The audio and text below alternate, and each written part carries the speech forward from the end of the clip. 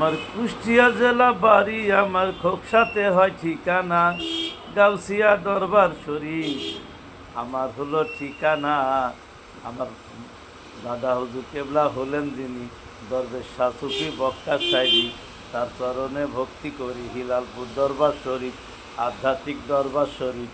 আমার চার তরিকার মুর্শিদ হলেন বাবাজান সিদ্দিকুর রহমান ইদ্রিস আলী সিদ্দিকিয়া দরবার শরীফ, কমলাপুর খোকসা কুষ্টিয়া।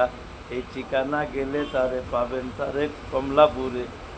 এই হলো আমার ছোট্ট পরিচয়, আমি পাপী গুনাহগার, ক্ষমা করো ওহে মালিক, আমি পাপী গুনাহগার।